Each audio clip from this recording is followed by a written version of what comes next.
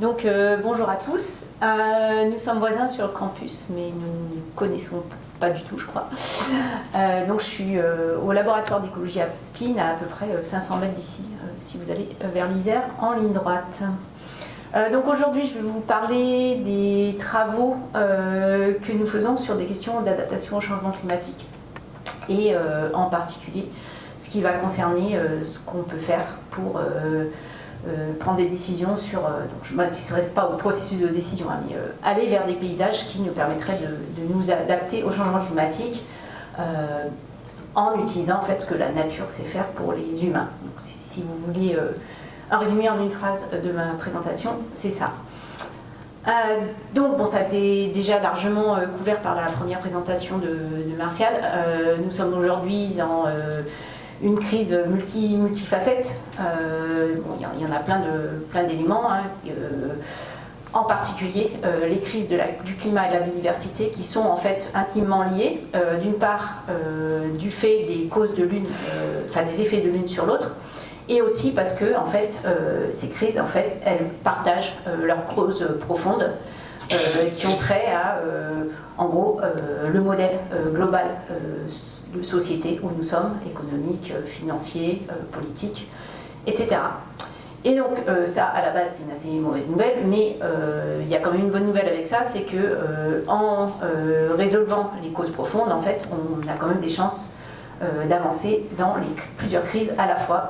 Et donc c'est pour ça qu'il doit normalement y avoir un lien important entre différents processus, y compris politiques, pour résoudre les différentes crises environnementales. Donc moi, je vais vous parler aujourd'hui de biodiversité. Alors, je ne vais pas du tout vous donner plein de mauvaises nouvelles sur la biodiversité, il y en a assez, vous les connaissez, vous pouvez en trouver. Je vais plutôt m'intéresser aux solutions. Donc au niveau politique, par exemple, il y a des objectifs qui sont, sur lesquels les pays se sont accordés, notamment ce qui concerne la Convention des parties. Donc pour la biodiversité, il y a la même chose que pour le climat. Donc par exemple, vous avez peut-être entendu ce chiffre, protéger 30% des terres et des mers à l'horizon 2030. Donc c'est ce qu'on appelle le 30 par 30 chez nous. Et donc ça a été signé en 2022 par l'ensemble des pays de la Convention climat, donc plus de 150. Donc en fait, ça c'est un compromis, bien sûr, comme toute décision politique, mais ça correspond à pas tout à fait n'importe quoi. Ça correspond notamment à des seuils qu'on pense raisonnables en termes de ce qu'on va pouvoir obtenir pour notamment la protection des espèces en maintenant 30% d'habitat naturel. Alors toute la question est à quelle échelle, et j'y reviendrai. Et puis aussi, en fait, dans l'idéal, ça serait mieux d'avoir plus de terres et de mers protégées. Et il y a des arguments pour dire qu'il faudrait que ça soit la moitié des surfaces des océans et de la Terre. Mais il se trouve qu'en tant qu'humain, on a envie de faire d'autres choses sur Terre, et notamment se nourrir, réguler les risques, etc. Et donc on va être sur des décisions en fait, de compromis entre les fonctions qui nous intéressent directement à titre utilitaire en tant qu'humain, voire même d'autres fonctions pour notre bien-être psychologique, et cette nécessité de protéger la nature. Donc ce type de considération conduit à dire, donc notamment, nous, vous connaissez sans doute le GIEC, IPCC. Donc au niveau biodiversité, il y a un processus parallèle qui s'appelle IPBES, donc c'est la plateforme intergouvernementale pour la biodiversité et les services écosystémiques. C'est pas un hasard qu'on travaille ensemble avec le GIEC, et notamment une des grandes conclusions d'un rapport de synthèse qui a été publié en 2021, c'est qu'on n'a aucune chance de s'en sortir si on n'intègre pas dans les décisions du plus haut niveau jusqu'à la gestion individuelle, la conservation de la nature, le climat et tout ce qui va concerner les actions pour la société, en particulier les questions de pauvreté et en général de développement. Et donc ça veut dire qu'on va être obligé de décloisonner tout ce qui va concerner les décisions pour la conservation, la gestion de la nature, la production,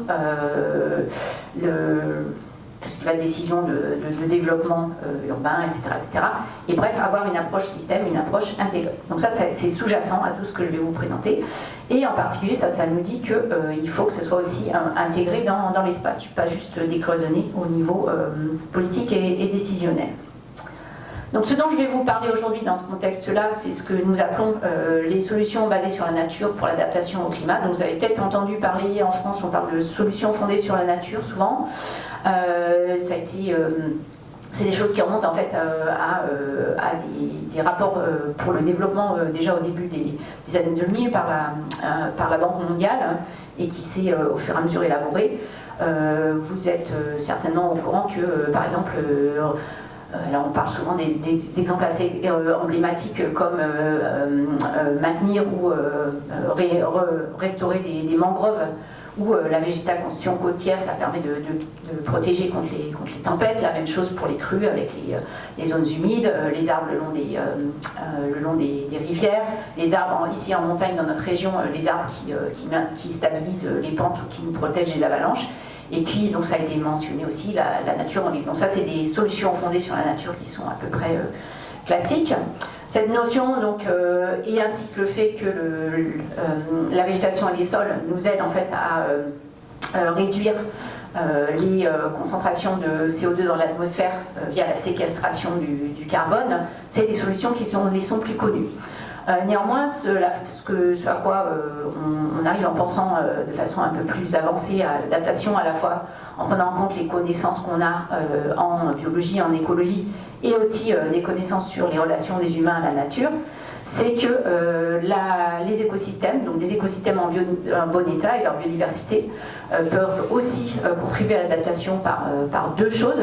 D'abord, le fait que des écosystèmes qui ont une forte biodiversité, donc ça peut être beaucoup d'espèces, beaucoup de variabilité génétique ou de la complexité spatiale aussi, ils sont plus résilients au changement. Donc il y a plein de données pour montrer que c'est des systèmes, quand on a des systèmes, à la base c'est ce qu'on appelle un système d'assurance. Par exemple, si vous pensez que plusieurs espèces répondent de façon différente, mettons à la sécheresse, eh bien selon les années, il y en a différentes qui sont favorisées, donc ça stabilise les systèmes et ça permet aussi en fait de rebondir à des perturbations de l'environnement. Donc on va prendre un autre exemple, un incendie, une forêt qui est plus diversifiée, eh ben, elle va plus vite se régénérer plus vite et aussi éventuellement à se transformer puisqu'on a du changement tendanciel dans le climat.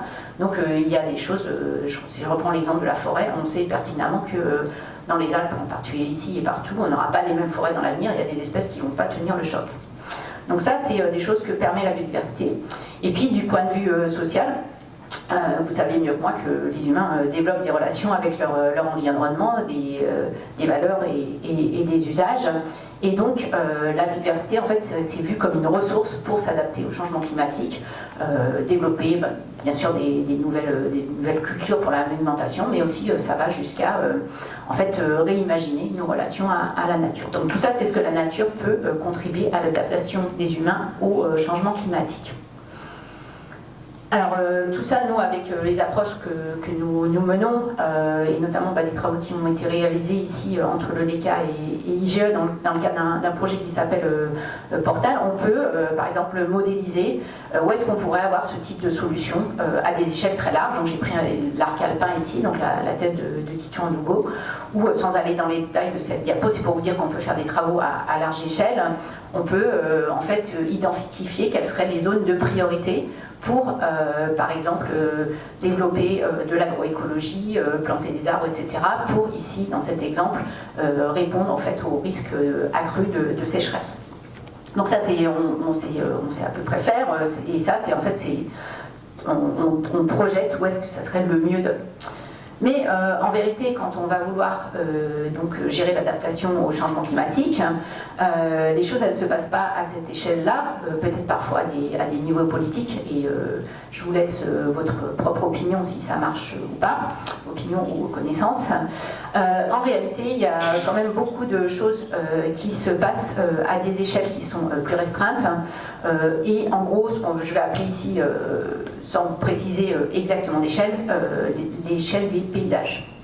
Et donc, parce que c'est là où les gens vivent et prennent leurs décisions, gèrent. Donc eh bien, on va pouvoir travailler avec les gens de territoires particuliers, les décideurs, et puis ici en l'occurrence des designers à l'échelle des paysages, enfin des designers tout court, des architectes des paysages, pour décider quels différents types d'adaptation. Donc cette image, on va restaurer la forêt, on va changer les types d'agriculture, on va pouvoir restaurer des rivières, etc. Où est-ce qu'on met dans le paysage? Donc ça, c'est des choses qui peuvent se travailler, et ensuite donc servir pour faire des modélisations. Dans tous les cas, ce qu'on s'aperçoit, c'est que, ça aussi, je pense que vous ne serez pas très surpris, toutes ces solutions, c'est pas très simple. On ne met pas en place une solution fondée sur la nature pour une fonction. Par exemple, pour répondre à la sécheresse, on ne va pas juste gérer tout ce qui va concerner les bénéfices pour la production agricole ou la gestion des risques. En fait, c'est un vrai plat de spaghetti comme ça. Et donc, le fait de base qu'on est obligé de prendre en compte quand on veut mettre en place ces solutions basées sur la nature, c'est cette multifonctionnalité. Alors, qu'est-ce qu'on fait avec ce plat de spaghetti? On va essayer de rationaliser un petit peu. Donc, moi, je travaille sur la notion des paysages climatiquement intelligents. Alors, vous penserez ce que vous voudrez de cette expression. En tout cas, c'est quelque chose qui ne vient pas de nous. C'est un concept qui a été développé en agriculture, qui est appliqué aussi dans d'autres domaines, par exemple la foresterie ou tout ce qui est urbanisme. Et grosso modo, la façon dont nous on s'en empare pour l'adaptation au changement climatique, c'est dire qu'en gros, on va essayer de jongler entre trois types d'objectifs. Donc bon, ça c'est très connu, tout ce qui va concerner l'atténuation climatique donc par la séquestration du carbone et aussi la gestion des risques pour les humains, les infrastructures par rapport aux effets de changement climatique. Le fait de devoir protéger la biodiversité, parce que je vous ai dit que les deux allaient ensemble, et puis d'autres objectifs, et en particulier de pouvoir avoir une production alimentaire, de bois et d'autres biens qui soit durable et résiliente. Donc ça, c'est les trois gros objectifs qu'on peut se fixer pour essayer de penser à qu'est-ce qu'on veut faire de nos paysages dans l'avenir si on veut pouvoir s'adapter au changement climatique. Alors, ce que nous apprennent les travaux en écologie, l'accumulation des données sur la biodiversité, c'est qu'en gros, il y a une espèce d'optimum qui se trouve, donc je vous disais, ce 30%, il n'est pas sorti de n'importe où. C'est qu'il faut à peu près protéger, si on veut préserver la biodiversité tout en gardant d'autres fonctions dans un paysage, il faut à peu près avoir en protection ou en bon état, dont maintenant on nous dit 10% de très bon état ou protection stricte dans un paysage. Ce que ça nous dit aussi, c'est que en fait, au-delà de 30% d'utilisation intensive, ça va être par exemple des champs agricoles avec des cultures relativement intensives, ça peut être aussi de la foresterie intensive. Et puis il reste 40% en fait où on va avoir des possibilités d'exploiter, on va dire de façon un peu plus modérée. Donc là c'est un peu, on va dire l'optimum auquel on cherche à tendre pour ces types de paysages en termes de composition. Oui, moi, je vous passe ça, donc c'est lié à certains mécanismes écologiques en particulier et le fait de faire des choix. Alors au-delà de ça, en fait, on a aussi pu réfléchir au fait ok, c'est bien de dire 30% de protection, 30% maxi d'utilisation intensive, mais où est-ce qu'on met tout ça? Et alors ça, ce ne sont pas des travaux de modélisation, ce sont des travaux de synthèse, mais il est proposé que, en fait, il faut qu'il y ait un peu une diversité de taille d'éléments de paysage à ces différentes intensités. Ici, les couleurs représentent en gros les intensités d'usage. Mais ça, en fait, ça c'est une proposition, on va dire, conceptuelle, à partir de ce qu'on pense être le fonctionnement des paysages. Donc ça conduit à une espèce de dilemme qui sous-tend tout ce qui concerne maintenant les décisions sur la protection de la nature. C'est dire, ok, il y a une façon de faire, qui est de dire, à tout endroit du paysage, en gros, on veut avoir ces trois objectifs qui sont remplis. Donc c'est typiquement ce qu'on va trouver dans des paysages on va dire, à structure plus traditionnelle ou plus extensive, c'est aussi ce qui est proposé en agroécologie, donc comme le paysage du haut qui serait plutôt un paysage on va dire européen, mais c'est ce qu'on trouve aussi dans beaucoup de régions avec, soit dans le passé, soit encore avec de l'exploitation plus par des pratiques indigènes de différents endroits. Et puis à l'opposé de ça, en fait, il y a d'autres propositions qui sont de dire, en fait, peut-être c'est mieux de faire de l'agriculture aux endroits qui sont les plus productifs, de se servir du haut des bassins versants pour la protection contre les risques, et finalement ça va être une complémentarité spatiale donc dans ces paysages ou ces bassins versants, et on n'a pas besoin de tout au même endroit. Donc en fait, c'est les deux pôles en fait, où on essaye de savoir comment est-ce qu'on va gérer les paysages.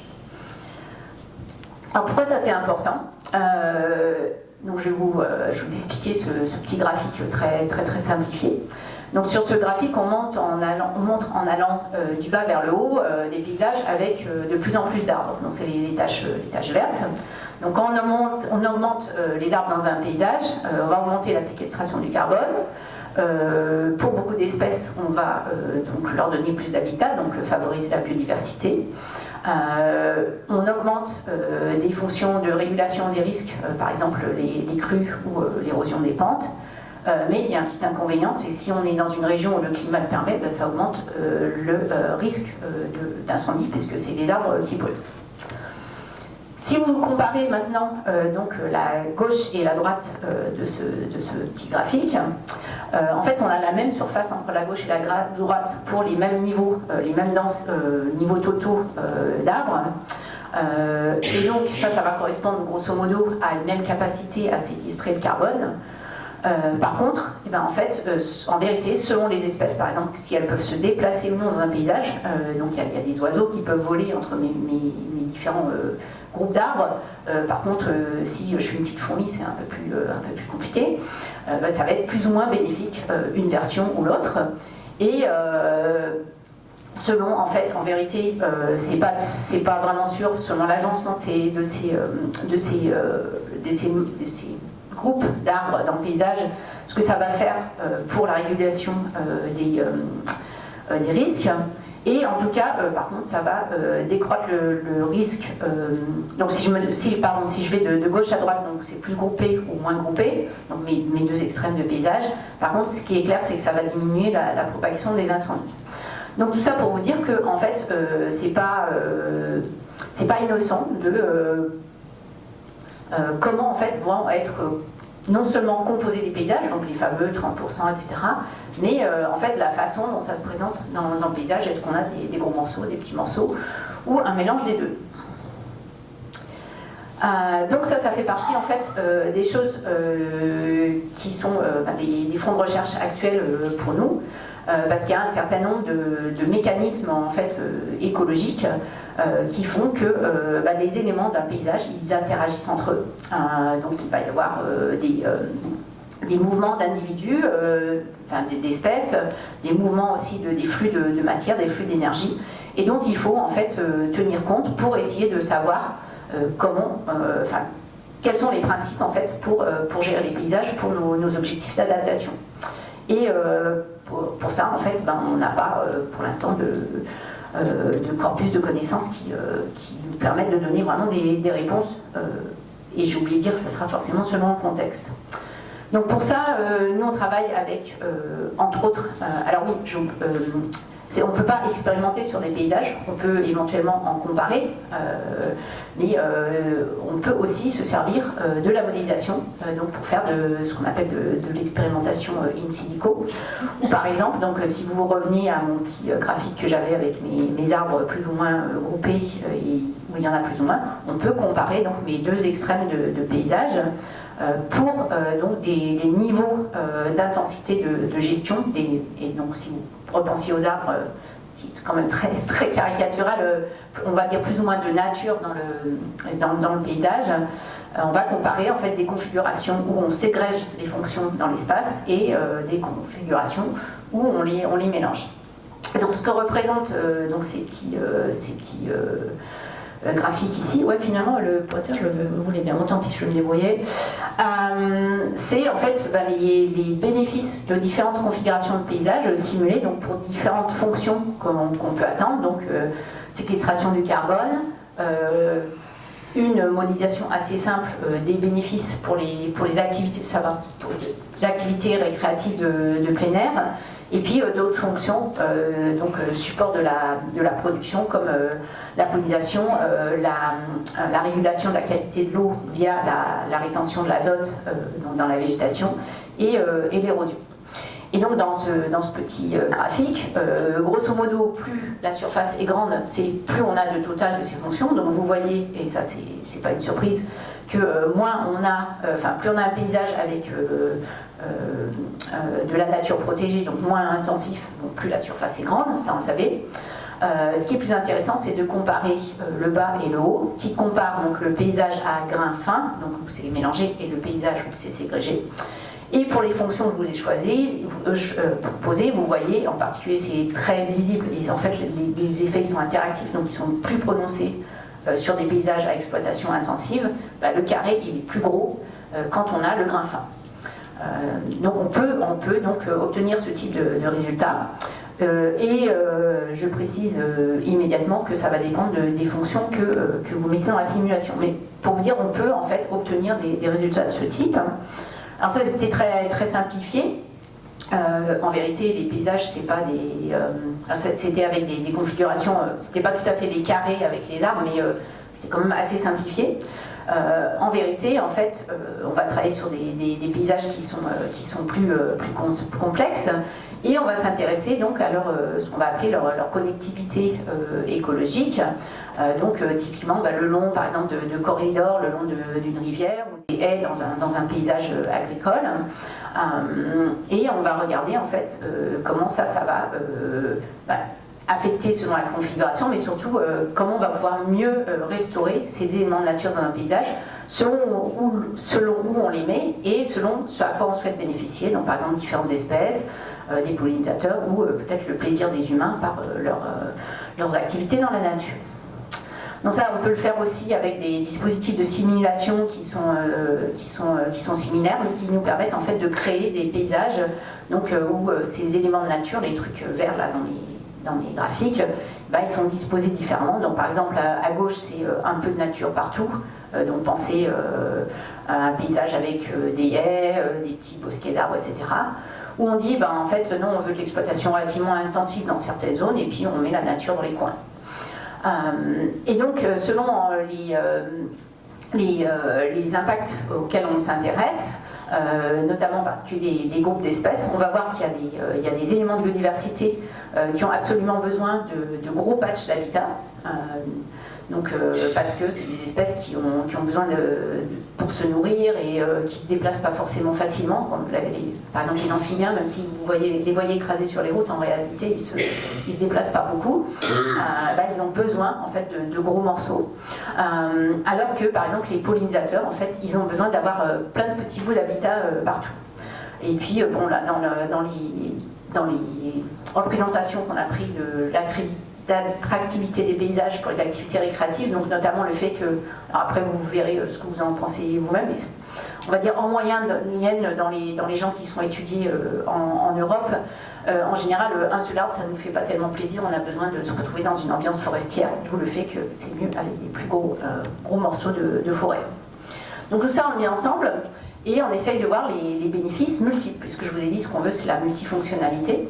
Ce qu'on a pu montrer avec cette étude, c'est que notamment selon en fait les objectifs qu'on se donne, donc les paquets de fonctions auxquels on s'intéresse, et vous voyez que si je compare donc, sur un gradient, donc l'agrégation c'est si la nature et les éléments de nature sont agrégés, les différentes lignes c'est le niveau de restauration. Selon les objectifs, donc soit si on s'intéresse par exemple à ce qui va être une production durable, donc avec des pollinisateurs, réduction de la pollution, de l'érosion, et puis la séquestration du carbone, donc je vais commencer par celui qui est en bas à droite. Mais en fait, on va, comme je vous avais montré dans le premier graphique, favoriser des paysages qui sont avec moins d'agrégation, donc des petits morceaux un peu partout. À l'inverse, si on s'intéresse à la protection d'un certain nombre d'espèces comme les prédateurs, les amphibiens, certains oiseaux spécialistes des forêts, c'est l'inverse, on a besoin en fait d'avoir de la nature par grosse surface en fait, agrégée dans le paysage, etc. Donc ça pour vous dire que en fait on se retrouve avec une solution qui n'est pas unique et in fine, et je pense que là je reviens dans votre camp global, ça va être une décision en fait de choix entre ces objectifs et éventuellement comment les concilier dans des paysages. Alors, je vais pas regarder. J'ai jusqu'à 12h15, c'est ça? Question comprise donc. Ouais, c'est bon, tout va bien. 5 minutes. Encore? Ah, c'est 10 minutes les questions? Ouais, bon, c'est pas grave. C'était un quart d'heure normalement. Ok. On peut laisser 5 minutes. Non, ça va, mais je peux speeder. Voilà. Finissez quand vous voulez. Voilà. Donc, comme je viens de le dire, finalement, ça devient une question pas juste d'écologie, mais une question de décision de ce qu'on va vouloir. Et ça, bien, ça a trait notamment aux valeurs que les personnes vont avoir par rapport au paysage, à leur choix des fonctions qu'ils souhaitent en tirer. Et évidemment, il va y avoir de l'hétérogénéité entre les individus, en fonction notamment de si les gens sont proches de la nature ou pas, quelles valeurs ils associent, et puis quels sont leurs intérêts, leurs objectifs. Et notamment, ça pose des questions aussi d'équité entre personnes qui auront des attentes différentes ou des besoins différents par rapport à ces paysages. Non, ça je vais sauter. Pour pouvoir mettre en place ces solutions fondées sur la nature dans les paysages, donc en particulier c'est une étude qu'on a fait sur la région de Grenoble, donc sur ce qu'on appelle l'amplification, c'est-à-dire à partir d'exemples qui existent, comment on fait pour qu'il y en ait plus de ces choses favorables pour l'adaptation au changement climatique basée sur la nature. On peut étudier en fait les leviers. En général, on part des barrières, donc on échange avec les gens et puis on analyse de différentes façons qu'est-ce qui bloque en fait le déploiement de ces solutions et puis à contrario, qu'est-ce qu'il faut faire pour déverrouiller. Typiquement, ces leviers et barrières, ils sont de différents domaines. Donc, en fait, les connaissances disponibles, les institutions, tout ça c'est assez classique, les finances, mais aussi, par exemple, les comportements et les valeurs des personnes. Et c'est pas juste en fait une liste à plat de ces différents critères, ce que montre cette étude par Inora Brûlé et en fait tous les autres types d'études par différentes équipes, c'est que en fait on a des interactions complexes entre ces facteurs humains de blocage ou de facilitation. Donc c'est pour ça que c'est représenté ici comme un peu un système d'engrenage. Donc ça ne va jamais être résolu par que de la connaissance, pas que par changer les institutions ou par changer les valeurs des gens. En fait, il faut travailler ensemble. Du coup, je vais sauter là directement. Ça nous amène à analyser les processus d'adaptation basés sur la nature à partir de 3 composantes, et en fait comme des réseaux d'interaction entre 3 composantes. Tout ce qui va concerner bien sûr des composantes écologiques, donc les processus naturels d'interaction entre espèces ou entre espèces et leur milieu qui contribuent à cette adaptation. Des interactions ou des processus sociaux, par exemple tout ce qui va concerner en fait les institutions, mais aussi les relations interindividuelles, les questions d'équité, et puis l'interface entre les deux, donc les relations et donc les valeurs que les humains donnent à la nature selon différents modèles personnels et culturels. Donc par exemple, typiquement on dit souvent que, et bon c'est avéré dans nos types de culture occidentale, en très général, on a une vision plutôt utilitaire de la nature. À l'autre extrême, en fait, on a dans les cultures souvent indigènes la pensée que l'humain il est dans la nature, que c'est un tout et qu'il doit entretenir la nature. Donc on a différents gradients là-dedans. Donc ça nous permet en fait d'avoir des variables qu'on peut en fait aller quantifier dans différentes d'initiatives d'adaptation pour essayer de comprendre comment ça marche. Donc c'est ce qu'on a fait. Donc là on était plutôt en test de cette approche là qu'on a développée donc avec nos collègues d'un réseau international. Donc c'est pour ça que je vous dis c'est en test, parce que vous verrez largement que ma carte elle est très biaisée. Enfin, on a travaillé à partir des études de cas qu'on a, mais l'objectif c'est de rendre ça mondial. Et essayant quand même de représenter notamment différents types de cultures et de relations à la nature. Et ce que ça nous permet, c'est d'identifier, de faire une typologie donc de ces ensembles de relations, donc écologiques, sociales et entre humains et nature, dans ces processus d'adaptation. Et sans aller trop dans les détails ici, puisque j'ai plus le temps, ça nous a permis en fait d'identifier différents profils en fait d'action, d'adaptation, selon que leur accent, elle est plutôt sur, on va dire un focus plutôt sur la nature et son utilité pour les humains, un focus sur les processus plutôt sociaux, notamment des questions d'équité, de distribution des pouvoirs, par exemple de gouvernance multi-échelle, ou l'ensemble. Ce sur quoi j'insiste là, vraiment, c'est pas que c'est toujours mieux d'avoir plus d'interactions. En fait, c'est qu'il y a 3 modèles. Ce que vous voyez ici, c'est qu'il y a 3 modèles en fait pour l'adaptation. Donc c'est vraiment 3 modèles qui fonctionnent pour l'adaptation. Et donc, in fine, on va être sur. Alors, il y a des raisons particulières pour avoir ces différents modèles dans différents contextes, mais le but c'est pas d'orienter tout le monde par exemple vers le modèle où on a tous les types d'interactions. Non, ça va être un qui va être adapté plus à différentes régions. Donc, je ne vous parle pas des exemples.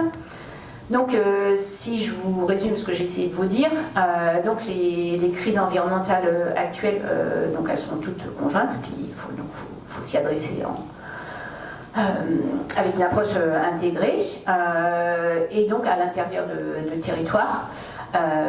Donc nous, en tant qu'écologues, on essaye de produire la science qui va permettre de savoir où est-ce qu'il faut mettre quoi dans les paysages pour cette adaptation basée sur la nature.